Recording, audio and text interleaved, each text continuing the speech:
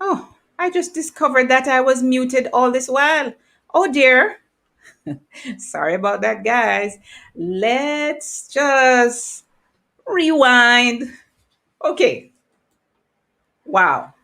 Anyway, so let's talk about um, your customer avatar, developing a customer avatar. Your customer avatar is your profile of who your potential customer is, who the ideal customer is, who's the one who you make a perfect match with. Your product and service makes a perfect match for them. That's what we're going to do. And so how do we do that? We start first with trying to figure out what are their goals, what is it that they're trying to achieve. So for example, if there are if they are if they are a business, for example, what is it that they want to achieve in this business? Is it that they want to ensure that, so for say, for example, you're a supplier of packaging products. They want to, their goal is to appear to their customer as best in quality, etc., etc. So that's their goal, and they value quality products, right? And so, therefore, the more you know about their goals and their values, is the more you're able to fashion your product and service in order to create something that is a perfect match for them. Okay, so that's the goals and values. The next thing is the demographic information. And what do we mean by this? We're talking about age, gender, marital status, children, location, occupation, level of education, income. In other words, you want to get into the people's business, because the more you know about the customer, is the more you're able to craft a product or service that will suit them, right? So it's really, really important. Um, so you want to, so for example, age. Is your product suited, what age is your product suited for? Is it somebody who's under 18, who's over 18 to 25, for example, or is it over 55? What is your product suited for? And how this helps, is that you're now able to, especially when you need to advertise, you're now able to craft and decide who you want your advertising to go to, so that your advertising dollar is maximized, right? Are you going after men or women? Are you going after married or unmarried people? Do they have children, or are they um, single people, or married without children? Who is your product best suited for, right? And where are they located? Are they located in an area that they can get products and service from you easily? What's their occupation? Is it what's their level of education? Because then this will determine, is your product best suited for them, and what's their income level, right? Because then, so you want to now figure out, what type of product or service do I have um, to sell? Because then you want to be clear on who is best suited for you, right? The other thing that you want to look at is their challenges and their pain points.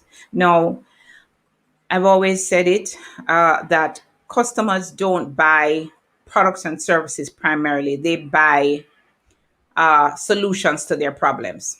Solutions. So, what is their pain point? What is their pain point that's so deep that it needs to be solved, and only your product can solve it?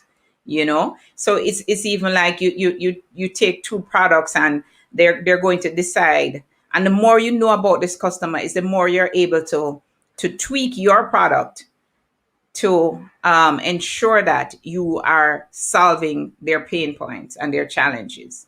Like, really, really important. The next thing that you want to look at is, what are their possible objections? You know, um, you want to ensure that your product or service answers that as well, or you have an answer to that as well. So it's really important that you develop a customer avatar. And the customer avatar is going to help you to create a better product or service. And it's also going to help you to to market in a more specific way. I don't know how many of you have ever advertised on Facebook or Instagram or any of the social media platforms, but one of the things that they ask you for, they ask you to, when you're advertising, is that they ask you about your audience. Who do you want to see this ad? And I really, really love this because it means that my ads get to be super targeted. It doesn't get wasted on somebody who doesn't give a hoot about my product or service. It goes exactly to the people who I think are my ideal customers. Now, if you've started a business already, one of the things that you can do is that you need to just step back and start to notice who your best customers are. And chances are you will start to see some similarities with them, right? So, for example, in my business, Halifax Farms, one of the things I noticed was that I had the customers who stayed with me over the long haul were always the customers who had families, who had children, and also who had somebody at home who would help them to prepare meals on a regular basis. Those are the people who meal plan and all of those kind of things. Those are the people who stayed with me. So I know I'm able to create marketing material that is very specific to this type of customer. This is what knowing who your customer is. So if you started already, great, fine. But if you know what you want to do is now start to notice who are your best customers. Who are the people who are consistent? Who are the people who will tell people about you? Who are the people who will spend the money with you consistently?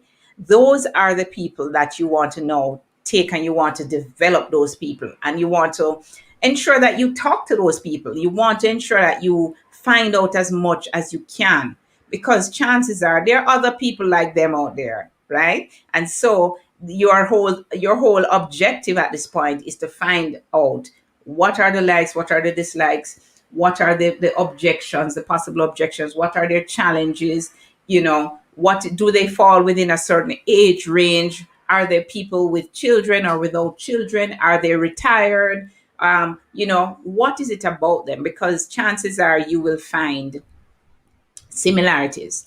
And then the other thing that you will find also is that sometimes within the same avatar, there are different segments, different customer segments, right? So you may have a customer segment that they are married with children, and they don't buy stuff every week, but they will buy maybe every other week or every month in. So you start to notice a pattern about your customers, and you start to pick them up. And so you're able to send emails specifically to one set of customers. You're able to send emails to another set of customers with a slightly different offer.